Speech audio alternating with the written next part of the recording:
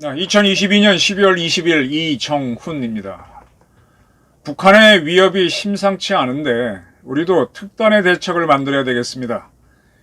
NPT 탈퇴 준비하고 연합특수전사령부 정상 가동해서 참수작전을 준비해야 됩니다. 저희 강력한 요구이자 의견입니다. 북한이 핵 선제 공격 선포했습니다.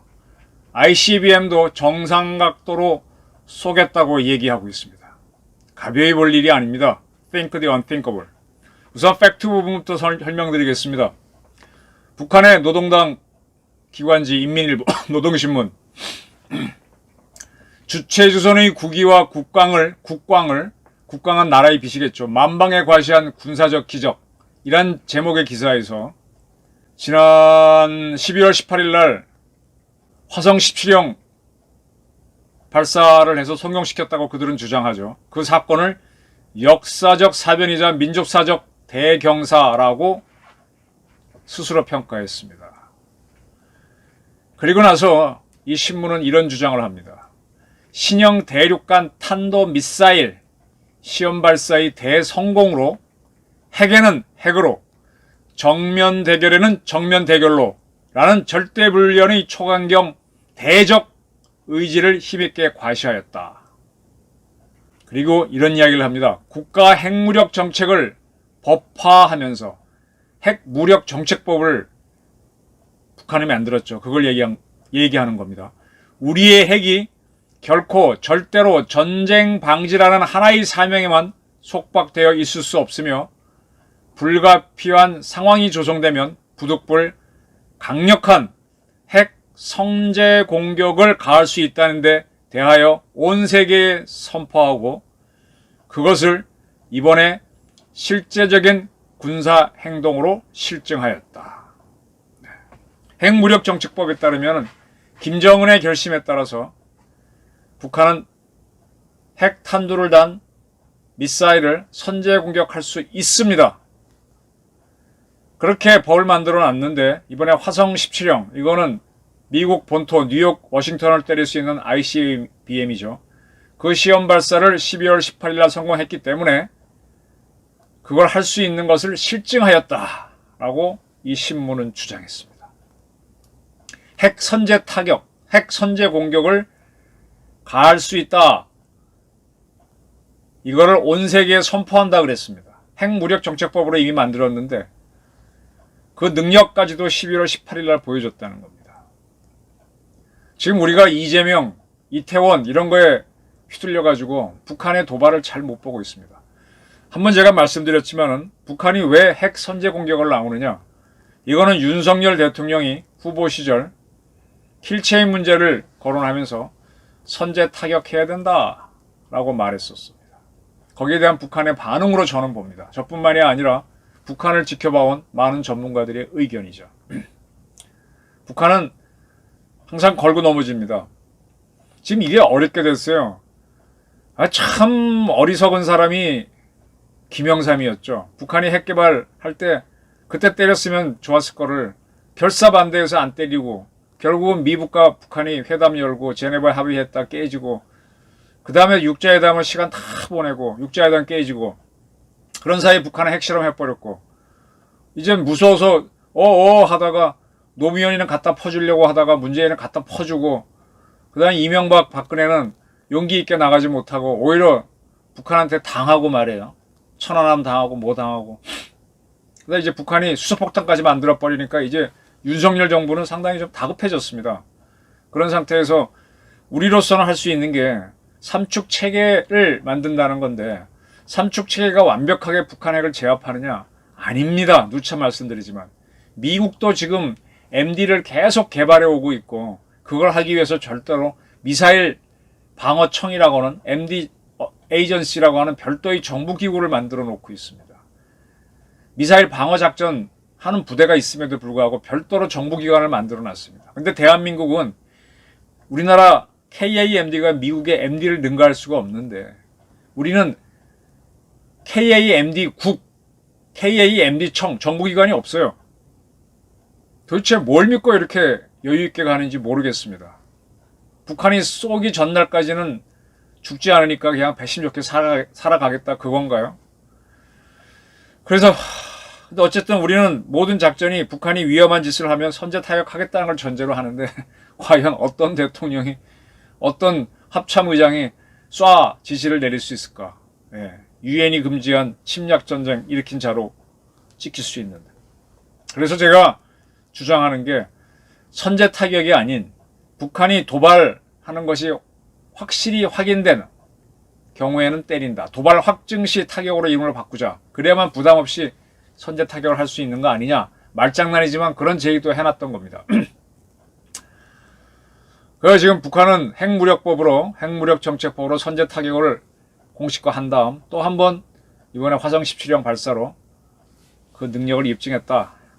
핵 선제 타격, 핵 선제 공격 할 수 있다는 걸 온 세계에 선포한다고 밝혔습니다. 그리고 지난 12월 15일에는 고체 연료를 탑재한 엔진을 지상에서 점화 실험해서 성공하고 난 다음에 고체 연료를 탑재한 준중거리 MRBM을 쐈습니다. 이미 대한민국을 때릴 수 있는 단거리 고체 연료 탑재한 단거리 미사일은 이스칸데르 북한판 에이타킴스가 있어서 이미 돼 있는데 오키나와 일본을 때릴 수 있는 준중거리도 이번에 확인했습니다. 고체 연료를 탑재하게 되면 우리 킬체인이 때릴 수 있는 시간이 굉장히 줄어들죠. 상당히 다급합니다.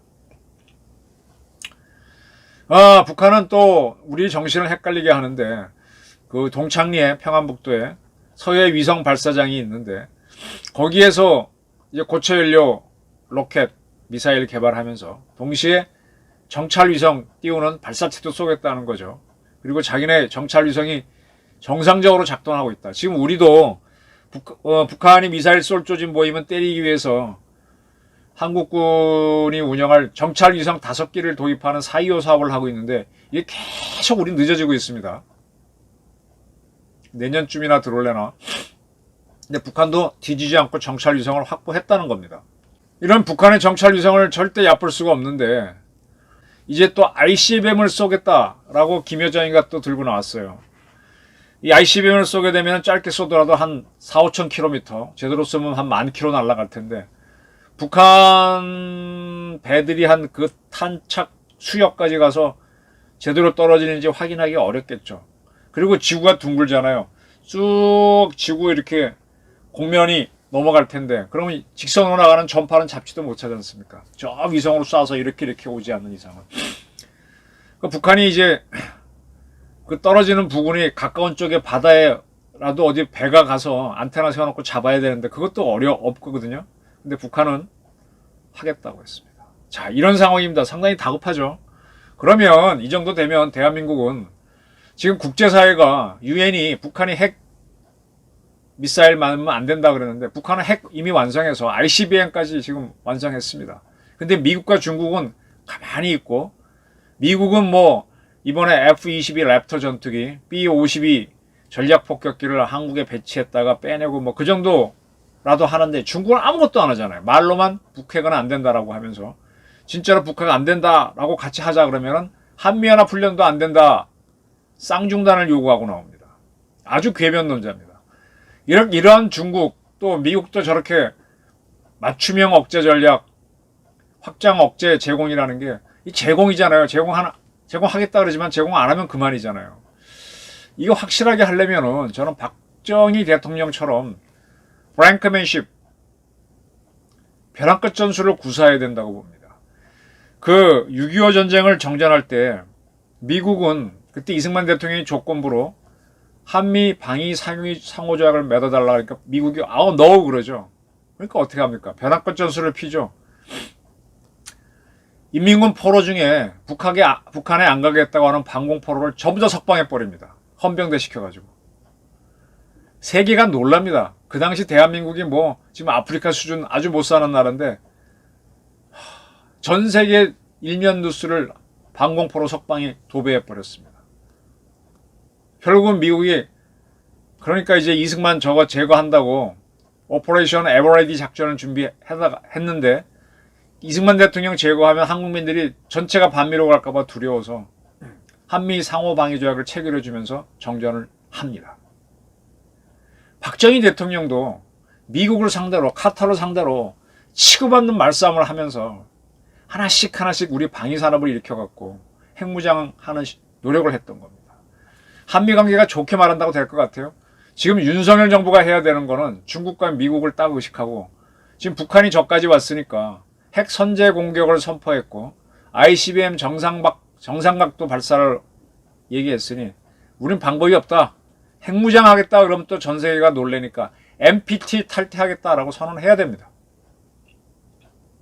그리고 한국군 특수부대, 특전사, 육군 특전사, 해군 특수전단 등 그 다음에 미국이 같이 한다면 좋죠.